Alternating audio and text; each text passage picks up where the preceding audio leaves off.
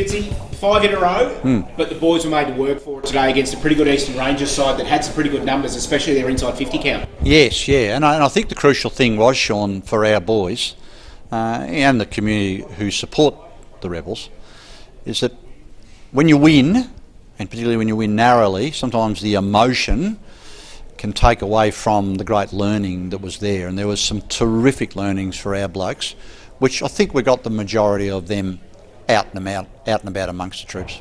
Really good first half. I think we were 37 points up halfway through the second quarter, kicked 10 goals in the first half, everything like that. But the Rangers fought back in the second half, to their credit. Yeah, that's right, yeah. So in terms of how we want the boys to play, we were bang on everything that we would want to have at half time. We were very pleased with our blokes. But after half time, I could sense as the Rangers begun to get their style of play going, and their method started to really kick in, I could sense then that we were in for a real fight, and we got that. So I think the crucial thing is that our boys have done well enough to win the game, so travel to Melbourne, win, 5 on the go.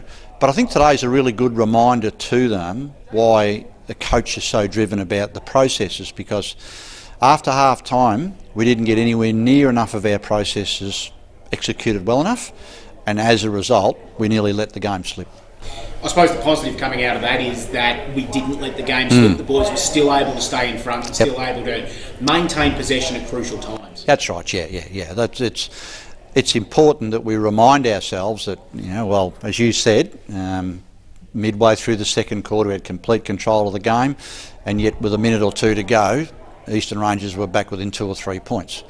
And that's to their credit as well, but the crucial thing for us is, well, hang on, we've travelled to Melbourne, we've won 5 in a row, but the key learnings for us, I think that's the crucial thing. And as I was talking to my boys after the game, I could sense in them then, they're thinking, yep, righto, yes, we've got the points, beauty, but there's also some really good learnings that we can take through. Last week, or the last time we played, Sean, against the Northern Knights, we thought that they got 48 or 9 inside 50s, and when we play at our very best, the opposition doesn't get that amount of the ball forward. So today we think that the Eastern Rangers got inside their forward 50 49 times.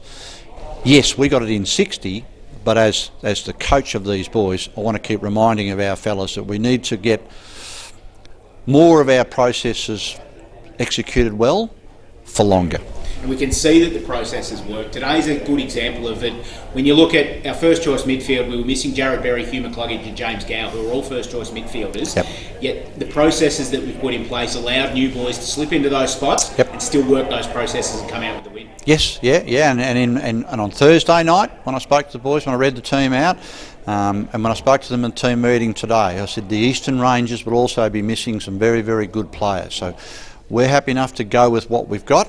But today is a really good test for us about our method. So as we reach further and further into the depth of our group and we bring up some boys, are they being taught to play, and are they got an understanding of how we want to play? So, and that's going to be even tested more now over the next few weeks. So it'll be a really interesting phase for us. And we look ahead to next week. Gippsland Power playing in a ground you know very well at Northport Oval, Port Melbourne. Probably old ground, yeah. And it's going to be another game where our depth is going to be tested again. We blooded one in Keegan Gray today who showed signs in his debut, and we're going to keep testing the depth of our squad. That's right, yeah, that's right, yeah. So it's more about teaching our boys to not bemoan who we haven't got, but celebrate who's come up and who is actually going to stand up. And that was a great challenge today. So when I go through the vision tonight and tomorrow, I'll be really interested to say which of our boys, under pressure, stood up. Who was prepared to take more of the load today, even though we had some good players out. That's a really good sign in the character of a boy, character in a footballer, character within a group. In the wash-up, though, it's 5 wins in a row now. We go to Northport next week, 5-3. Things are pretty good. That's right. Yeah, I said to all the people in the room, I said that after 3 games, we were Norton 3.